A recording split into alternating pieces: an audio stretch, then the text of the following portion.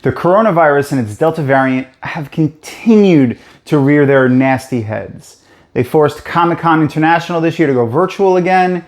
As a consolation prize, Rafe Judkins, showrunner of The Wheel of Time, gave us a little sneak peek into his inspiration for taking the gig, his process on creating the first season, and what we might expect from it. Oh yeah, and they also dropped, a poster. It was fantastic. Well, we've got that and a lot more to talk about, so let's get going.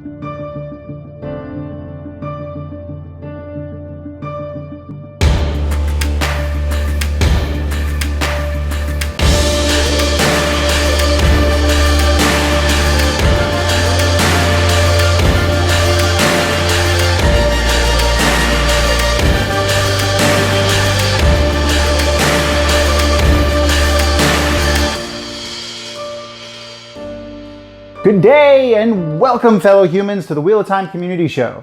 It's produced by Dragonmount.com, sponsored by Tor Books, and all of you devastatingly beautiful people over on Patreon. I'm your hostess with the mostest for today, Tom.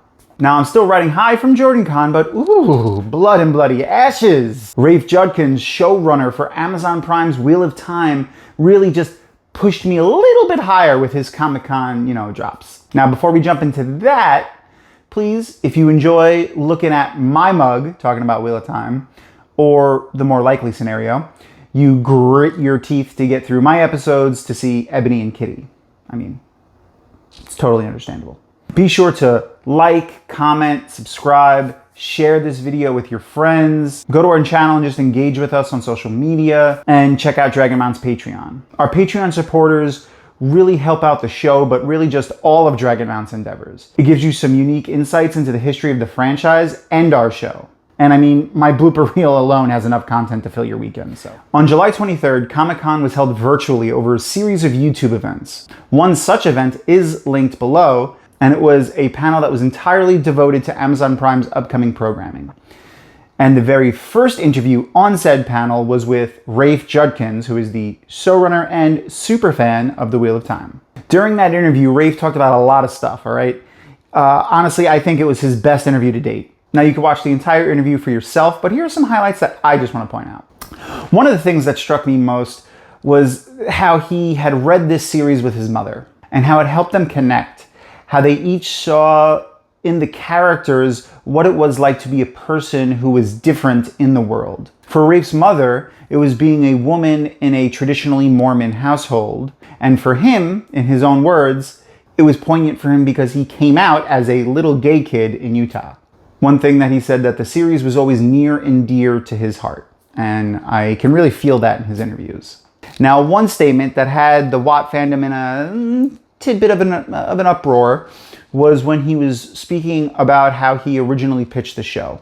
In that, he mentioned in his mind, he had planned the show out over an 8-season arc, and that was how he worked out the first season. It's important to realize that that doesn't mean we're gonna get 8 seasons.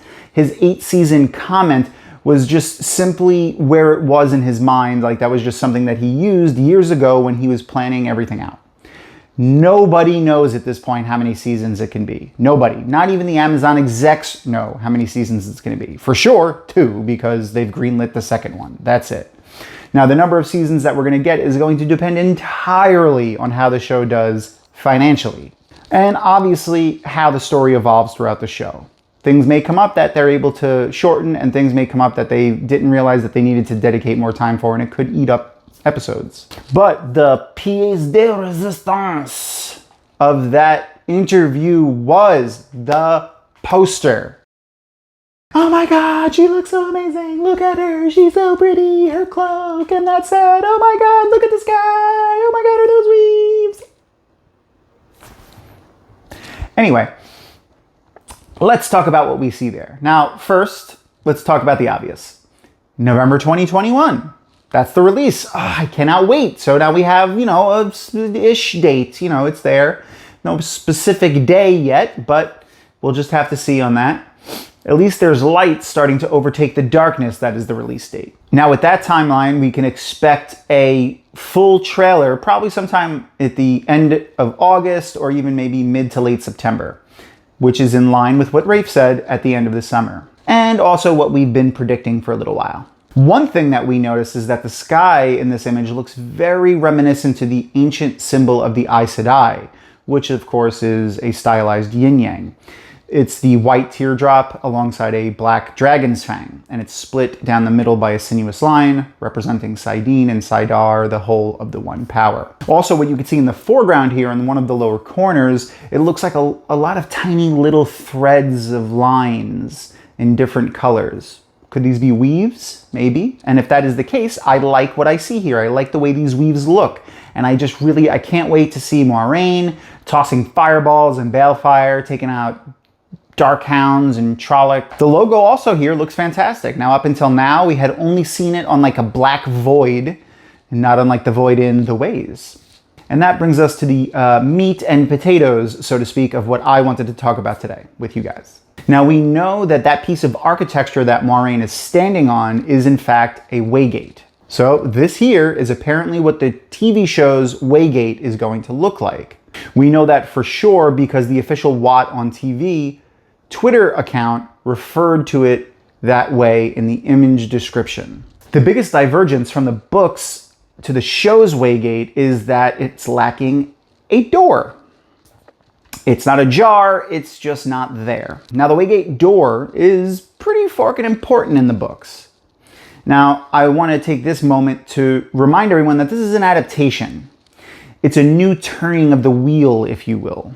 And what I like to do in my headcanon when I can't marry what I'm seeing on the screen or hearing coming from Amazon is that I'm imagining this as like a Portal Stone world or a what if type world. These are the characters and the world that we love in a new but familiar packaging. Now, with that being said, let's talk about the waygate and the waygate from the books. So there'll be possibly minor spoilers for a waygate and how they function from the books. Now, the image that we have here is from the Wheel of Time RPG. When I picture a waygate in my mind, this is the waygate that I picture every time. So in the books, using the leaf, which you could see this Aes Sedai holding in the image, one with the know-how can use it to open the door on either side of the waygate. The ways and the waygates themselves were created by Aes Sedai using Saidin during and immediately after the Age of Legends, who, in order to avoid going mad, spent a lot of time in Ogier steading. Now, they did that because within the boundaries of a steading, wielders of the One Power are completely cut off from touching or even sensing that the One Power exists, which, for the Age of Legends Aes Sedai, who could channel Saidin, that is, also cut them off from the Dark One's taint. Now, to travel quickly between steading, these Saidin-wielding Aes Sedai, alongside the Ogier, crafted the ways and the waygates to enter them. The ways have since been corrupted, but that's a sociopathic, murdering wind of a topic for another time. So how is Rosamund Pike's Moiraine going to activate a waygate? What will those who need to lock a waygate do to lock one without a door? Now, I want to take another moment to remind people that though these changes seem large and impactful to us right now, in the language of an adaptation for film or television, it might not be.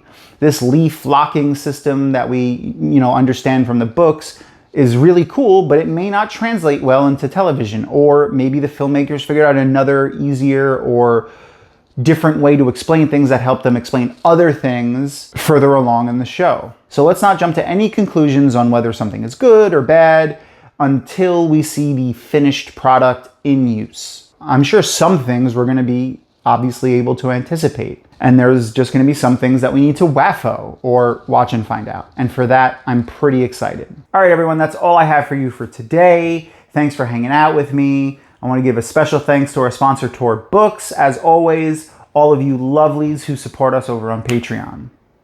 Until next time, be safe, everybody. Mask up, get the vaccine if you are medically able to, and Black lives still matter. Peace. And that's our show. Thank you so much for watching. And as always, remember to subscribe, like this video, and hit the thumbs up. Also, please leave us a comment. We love positive comments. Also, do you have any friends that are interested in the Wheel of Time? I mean, you probably do. Let them know about us. We would love to share information with more people. You know, the more Wheel of Time, the more better. Also, we would love to thank our amazing Patreon community and our sponsor, Tor Books. Thank you so much for the support. We couldn't do any of this without you. Also, follow us on Dragonmount. And as always, my name is Kitty. This is the Wheel of Time Community Show. We'll see you next time. Bye-bye.